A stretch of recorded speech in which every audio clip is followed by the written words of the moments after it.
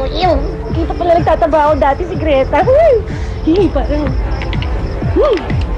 Nani. Ew. Iyon si Papi Dul. Halika, dali, puntahan natin.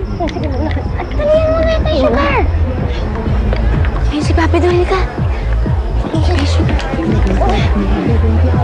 Papi Dul, magandang gabi po sa inyo. Papi Dul. Papi Dul, magandang gabi po sa inyo. Papi Dul! Hindi mo naman sinabi sa akin na baklang bingi para itong pinatahan natin dito. Bakla ako pero hindi ako bingi. Papi Dul. Ay, Melina. Kumusta na? Mabuti naman po, Papi Dul.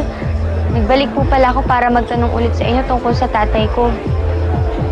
Alam mo, Melina, nagkamali ako ng chicken sa iyo nung una eh. Kaya ayoko na magkamali. Ayos lang po yun. Baka meron pa po kayong impormasyon para po mahanap ko yung tatay ko. Teka. Sigurado ba kayo na sure lalo na ba kayo na isang tao lang yung pinag-uusapan nyo? Baka namang ibang girlash tong sinasabi ni Papi Dul. Diba? Papi Dul, Liberty po ang ginamit na palayaw ng nanay ko nung nagtrabaho siya dito. Wait lang. Felina, alam ko nung minsan nagsusuka, kinuha kita ng litrato dito sa telepon ko. Alam ko nahagip si Greta ata doon. Di mabuti papakita na lang natin sa kanya. Hanapin ko, wait lang. Sana meron. Meron yan. Lang. Ayan. Ayan. Papi Dul. Johan! I've been looking for you. Ako rin. You look beautiful tonight. Ngayon lang? Of course, palagi. Teka, nag-greet mo na ba si Lolo? Let's go. Puntahan natin siya. Sige, sandali lang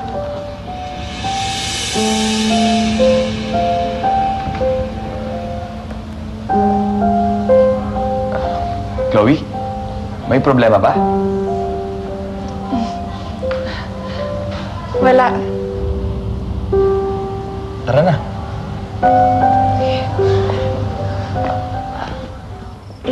Ayan, ha? Si Liberty too. Ay, alam mo, noon masyado mabenta ang babaeng ito. Ang dami niyang mga lalaki. Kaya ngayon, paano tayo makakasiguro kung sino ang tatay mo doon? Papi Dul, handa po akong magbaka sakali ulit.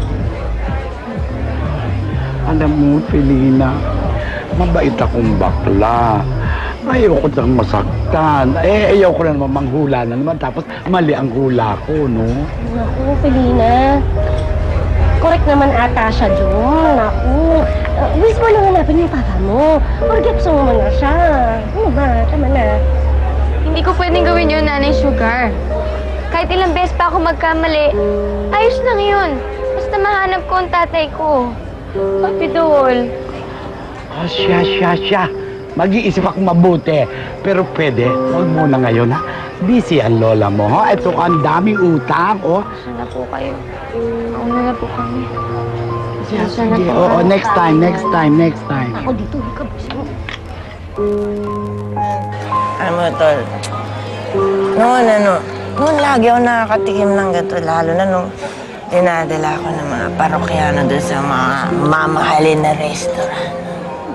Kung yung lalaki yun, pinatulang ka na dati, dapat araw-araw akong umiinom ng mga ganitong klaseng alak.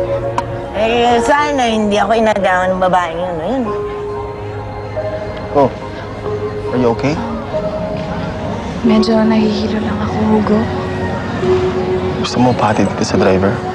Hintayin ko lang si Mayor at si Governor. Kung okay lang sa'yo. Sige.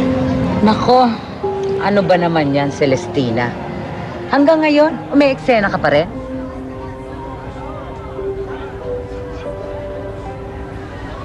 Want water? Hugo, kumusta ka na?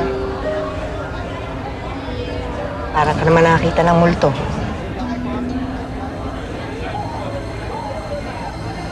Kitang-kita sa mukha ni Celestina ang takot na makita niya ako.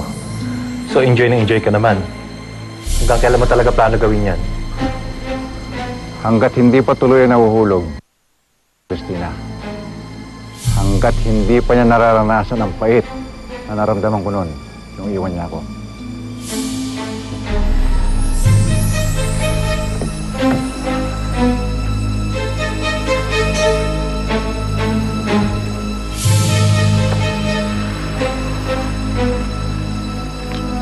Nina, di ba yun yung mamang pogi na nakita natin dun sa banda sa school mo? Sinasabi ko kamukha ni Papa Forky mo. Oh, sana ganyan kapapatatay mo, no? Ba't hindi ka mapagsalita? Siguro, nasisilawa ka sa ganda ako. Sumihamak ka sa maganda ako kasi dyan sa asawa ko. Hindi kita kilala. Nasabi mo? Hugo, sino siya? Oo nga naman, Hugo. Ba't hindi mo ko pakilala dito kay Mama? Ay, naku! Huwag mo ko hawakan! Sino ba ang babaeng to, ha? Mama, ako po ang ex-girlfriend ng anak mo. Bago inagaw ng babae. Ano ba pinagsasabi mo, ha? Huwag mo siyang papatulan. Lasing lang siya. Ano sinabi mo ba, ha? Ano sinasabi mo?